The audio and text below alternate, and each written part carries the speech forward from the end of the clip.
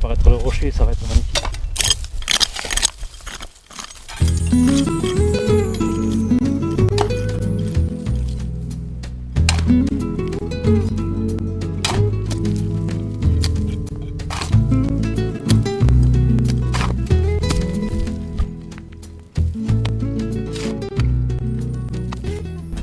Ouais, ben lors de la semaine de préparation, des 2 semaines de préparation qu'on a fait fin juin, on a à la fois préparé le chantier rempart qui se met en place actuellement et cherché à clarifier le fonctionnement de la rampe médiévale du château, parce qu'en fait cette rampe est bien plus complexe qu'il n'y paraît. Elle est sans doute d'origine ancienne et il y a des éléments de plusieurs périodes différentes qui se combinent, et l'érosion, la dégradation l'a rendue difficile à comprendre. Elle était remblayée, le passage sur lequel on circulait jusqu'à présent était posé sur des remblais qui n'avaient rien à voir avec le système de fonctionnement d'origine, et on s'est mis à le rechercher dans l'idée de le rétablir pour l'usage des visiteurs. Et donc après quelques jours, le fortin de l'autre côté est abandonné. C'est le chantier Rempart 2010. Nous avons donc cette année volonté de faire surtout de la maçonnerie. Nous avons donc dans l'équipe 2 maçons qui vont encadrer la douzaine de jeunes qui nous arrivent un petit peu de toute la France. Et nous avons eu pour mission cette année de reprendre ce mur qui est le mur de soutènement de la rampe d'accès à la porte d'entrée du château.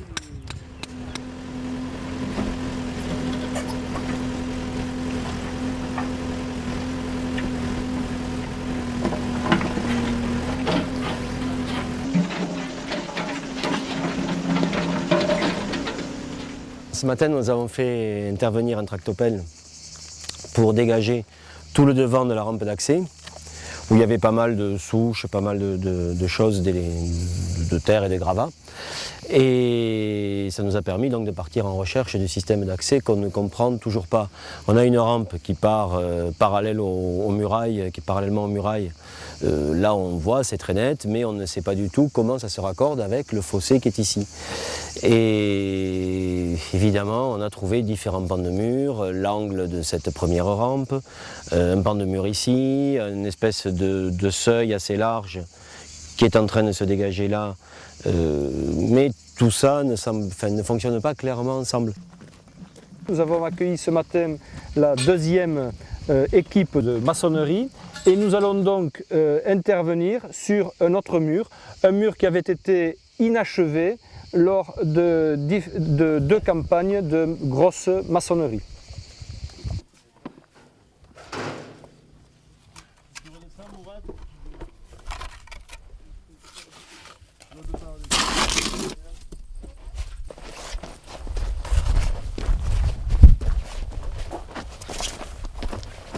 Ah, ça c'est du bon boulot. Regardez cette chaîne magnifique. Je sais pas comment on dit en France. La pelle. C'est mignon.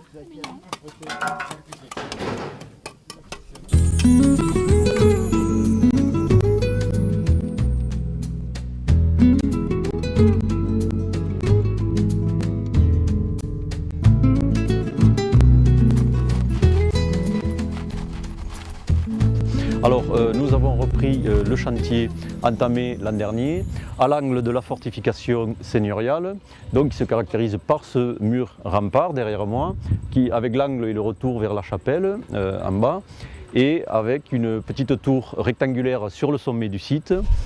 Donc l'objectif sur ce secteur donc, est de dater aussi précisément que possible la construction de ce rempart. Pour ça, nous avons commencé en 2009 la fouille intérieure des niveaux qui occupaient l'angle de la forteresse, et nous arrivons cette année sur les niveaux anciens, donc qui nous l'espérons nous fourniront ces renseignements chronologiques.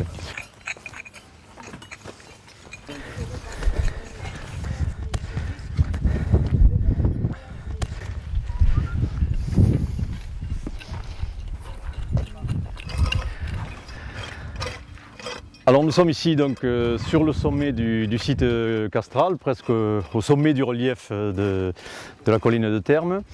Donc à l'extérieur de l'enceinte seigneuriale, sur une petite terrasse rocheuse qui a été conservée en avant de cette petite tour rectangulaire. Donc la tour du 11e terminait le château seigneurial, et sur la terrasse derrière moi, ce mur a été dans un deuxième temps monté pour protéger un cheminement jusqu'à l'extrémité de la terrasse.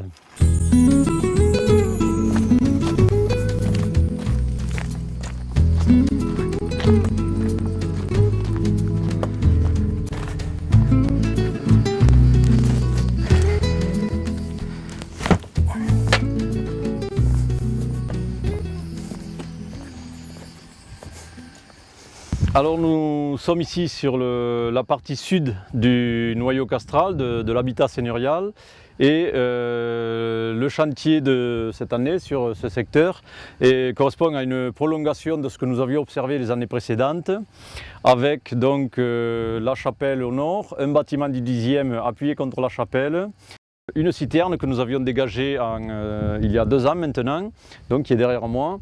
Et au sud de cette citerne, nous avons l'angle du rempart avec les restes d'une petite tour circulaire qui nous pose quelques problèmes d'interprétation, greffée sur le rempart. Et donc c'est l'objectif essentiel, c'est de dégager cette petite tour dont on aperçoit que la base en contrebas.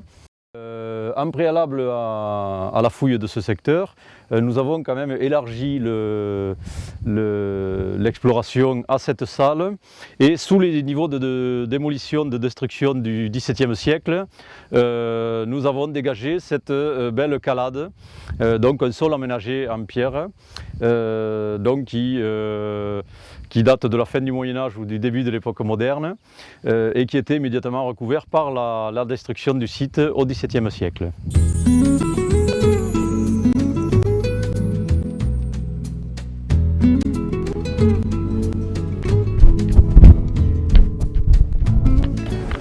Lors de la deuxième quinzaine de travaux sur le château, nous avons, avec la deuxième équipe, repris entièrement ce mur qui est orienté à l'ouest. Il était en train de verser complètement, et il était en train de se démolir, et cela présentait un danger pour la sécurité des touristes qui passent sur le site.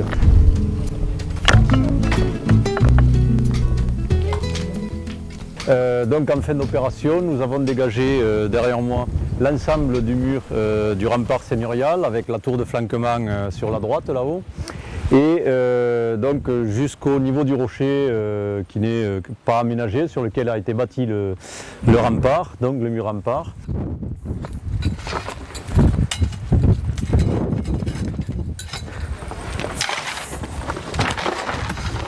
Bien, donc ici nous sommes à l'intérieur de l'angle nord-ouest du rempart seigneurial, et nous terminons la fouille sur un remblai de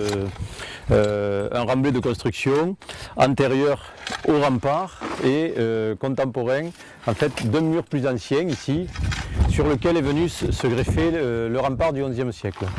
Alors rempart du XIe siècle donc, puisque c'est une des données essentielles de cette campagne, et au vu du mobilier qui a été trouvé pendant la campagne, il semblerait donc qu'on soit dans un contexte du XIe siècle pour la construction de ce rempart.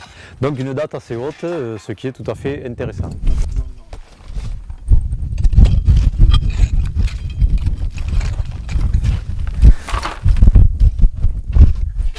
Alors nous sommes ici dans la petite tour de flanquement de l'enceinte seigneuriale, donc, que nous avons réussi maintenant à dater du XIe siècle.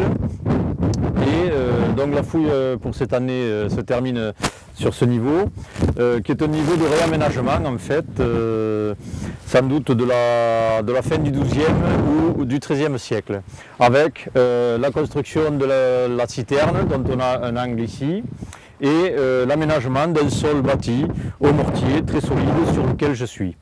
Sur le sol de mortier, ensuite, un crépi qui couvre les murs et qui vient couler, on le voit très bien ici, sur cette chape de mortier.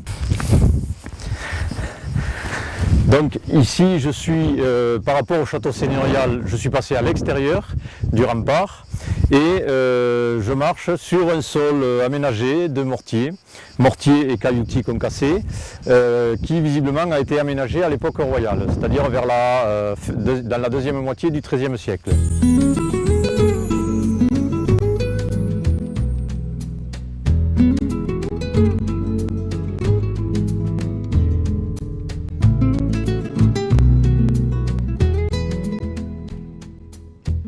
Donc on est à l'angle sud-ouest du rempart supérieur et en nettoyant la maçonnerie, on a mis au jour une petite tour circulaire sur l'angle de ce rempart qui est derrière moi.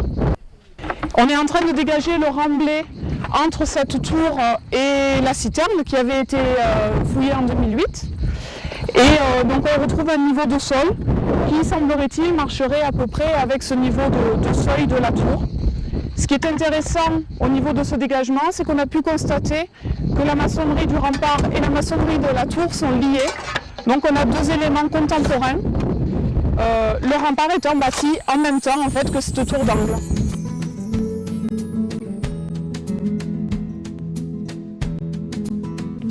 Finalement, la campagne 2010 donc, a eu des résultats supérieurs à ceux qui étaient escomptés au départ, puisque on a pu finir l'enlèvement des remblais qui recouvraient la rampe. Et en fait, on a quasiment atteint un niveau acceptable pour la circulation, même si on n'est pas sur le niveau d'origine, sur un niveau médiéval, ou en tout cas on n'en est pas loin. On a quand même une pente qui est tout à fait acceptable, qui va pouvoir servir de point de départ à l'assise du nouveau cheminement.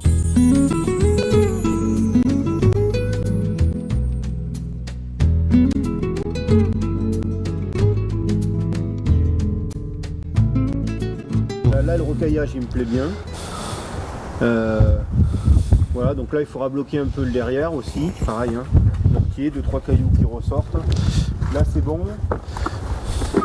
L'idée, voilà, c'est d'en avoir une là, et puis après, on finit celle-là, on la laisse pas non plus à plat. Voilà. Le risque, c'était de se retrouver avec un château d'eau postmoderne, mais non, finalement, on a une tour. Voilà, et là, maintenant, on a pratiquement fini, on rocaille. Peut-être que de l'autre côté, on va continuer à monter un peu, mais enfin, pour l'essentiel, on a restitué le visuel de la tour. C'est-à-dire que maintenant, quand les gens passent, ils peuvent très bien imaginer quelle était la défense de cet endroit-là. Il était assez difficile de retrouver le centre parce qu'elle n'était pas franchement ronde, donc voilà, j'ai bataillé un petit peu. Mon premier compas en bois là n'était pas terrible, donc j'ai opté pour le compas, le vrai compas.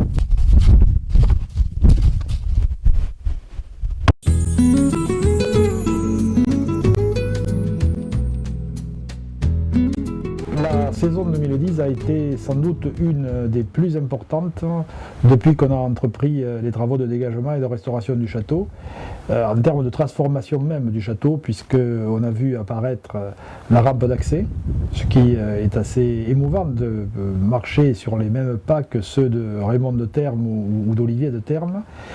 On a en même temps dégagé sur la partie haute un certain nombre d'éléments qui sont importants. On a dégagé une calade au-devant de la citerne et là nous sommes en train de restaurer cette tour qui fait partie intégrante du château seigneurial, c'est-à-dire un gros travail à la fois par les archéologues, par le chantier de bénévoles et par le maçon, et le tout bien sûr comme d'habitude sous l'autorité de Christophe Robert, l'ingénieur du patrimoine.